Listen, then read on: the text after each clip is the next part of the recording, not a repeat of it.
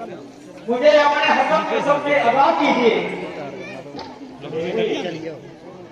हमारा महाराजा दशरथ के जाए हैं और जोधा भाग के लिए वन में भ्रमण करने आए हैं। हमारे छोटे भाई हैं और ये सीता जी हमारी पत्नी हमारे साथ आई है। मेरा नाम राम है। कहिए आपको हमारी अगर कुछ हद न हो तो अपना भी निवास स्थान का पता दीजिए और अपना शुभ नाम बता दीजिए।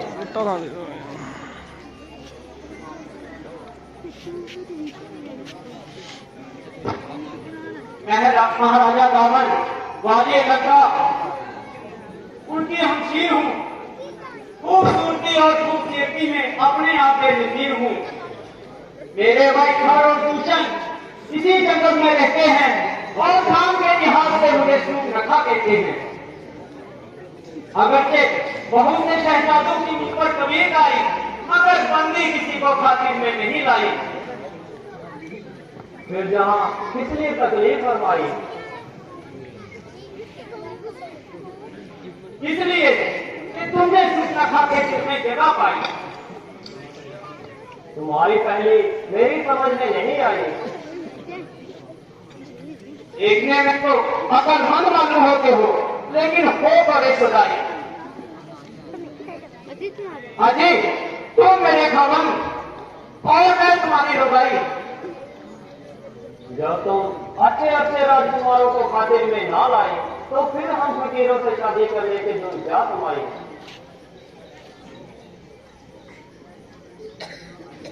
कमीज है जहां आने आई फिर कौन बादशाह और कैसी खुदाई। अफसोस मैं तुम्हारी ये अभिलाषा पूरी नहीं कर सकता क्योंकि मेरी पत्नी मेरे साथ है। हाँ अगर लक्ष्मण इस बात को मंजूर कर ले तो बड़ी खुशी की बात है। इसलिए आप उनके पास जाएं और अपने दिली अभिप्राय को जाहिर करवाएं। मैं इस वक्त अकेला है और वैसे भी बड़ा जान अलबेला है।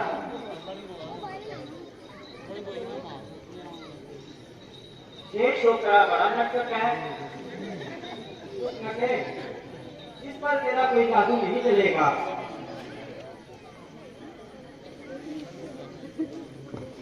अजी तुमसे तो मैं जिंदगी करती थी और आपकी ही मोहब्बत का दम बढ़ती थी। एक काला पलूटा अब नूस का कोटा ना आदमियों की सूरत बोला उससे शादी करने की मुझे क्या जरूरत। जब तक जीऊंगी आपके कदम तो कर जीऊंगी। मेरी खुशनसीबी का क्या ठिकाना जबकि तुम जाती चंद्रमुखी और सूर्य नैने की तबीयत मुझ पर मायल होगी और मेरे एक ही नेत्र बांध से घायल होगी। रंग है कि कुंदन की तरह धमक रहा और चेहरा है कि पालिश किए हुए बूट की तरह चमक रहा।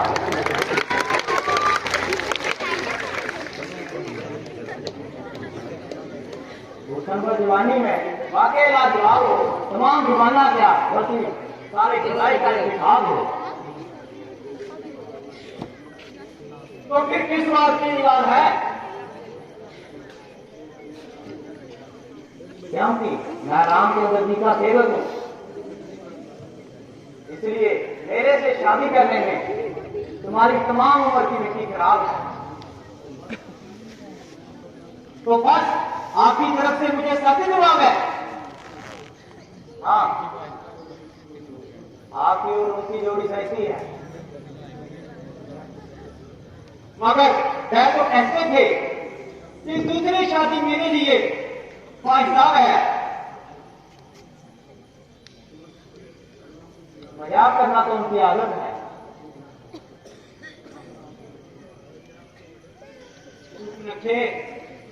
ये छोकरा भी बड़ा नटखट है। जब रामचंद्र के पास ही दस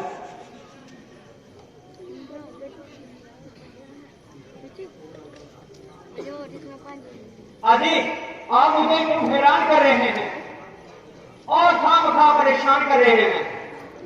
वह छोकरा तो बिल्कुल नादान है। बोला इन बातों की उसे क्या पहचान है? आप तो कहते थे पढ़ाई में नौजवान है, मगर वह तो वाला दर्जे का बदसूरत इंसान दूर से भला मालूम होता था, मगर शक्ल देखते ही दिल को तो दूर हट गया और मारे बदबू के मेरा दम घुट गया। तो ऐसी सूरत पर मैं खुदती भी नहीं। मुझ पर तो मेहरबानी करो, जरा अपने फैसले पर दोबारा नजरअंदाजी करो। मुमकिन है कि तुमने उनकी निस्बत कोई गलती खाई हो, या उन्होंने भी तुम्हें आजमाने के लिए कोई रंज चलाई हो।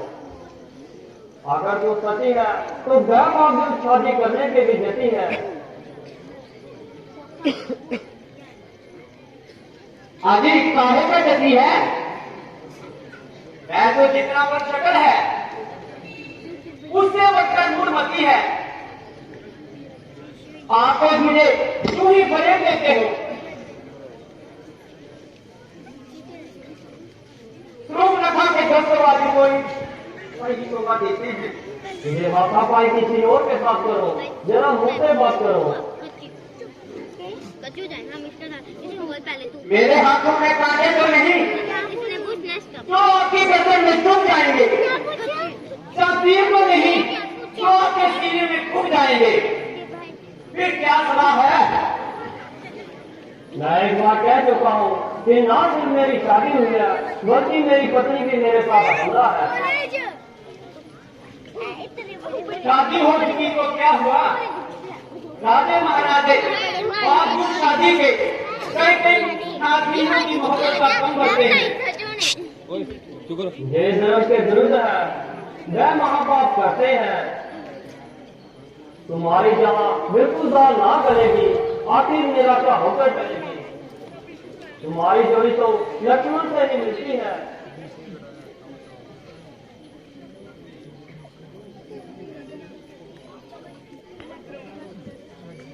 ये छोकरे तो मुझे बड़े हैरान कर रहे। तुमने क्या कुछ जादू चला अपना?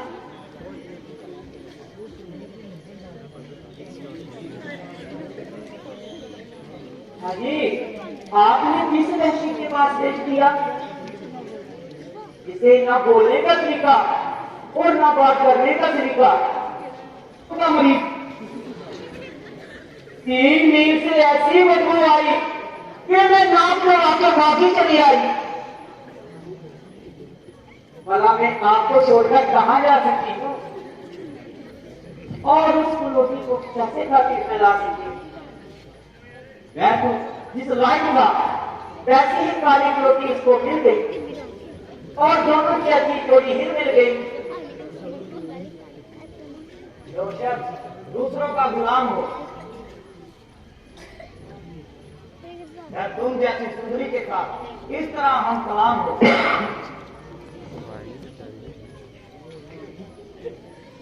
अगर तुम्हें नहीं, मुझे तो अपनी रुतबे का ख्याल है, इसलिए आपके हुक्म की तालीम करना मेरे लिए सत्य मुहाल है।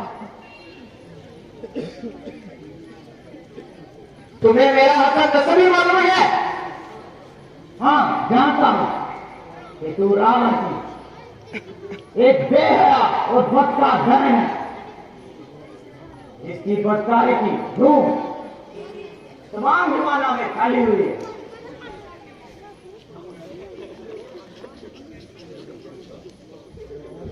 बस बस रोकना सिखाई को काटने को आई। तेरा जवान को छाओ, जाती है क्या बताऊं मोहताबा? ये छोकरा तो उससे भी ज्यादा नटखट है। इस पर तो जादू बिल्कुल नहीं कर सकता। चलो फिर रामचंद्र के पास ही चलती हूँ, शायद काम सब हो जाए, क्योंकि वह बड़े नरम और संजीदा है।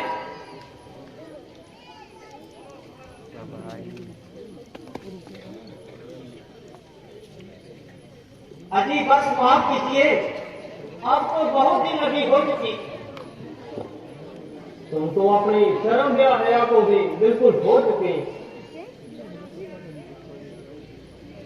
तुम तो बड़े बेवफा हो। वो काम करो जिससे लोग और पलों का लाभ हो। ये तो बताओ कि तुम मुझसे क्यों खफा हो? मेहरबानी करके जल्दी यहां से दफा हो। हाँ हाँ, क्योंकि एक काली नबोड़ी तुम्हारे हमरा है और यही मेरे इरादे की रुकावट है। इसलिए जाती हूँ और पहले इसकी मिट्टी ठिकाने लगाती हूँ।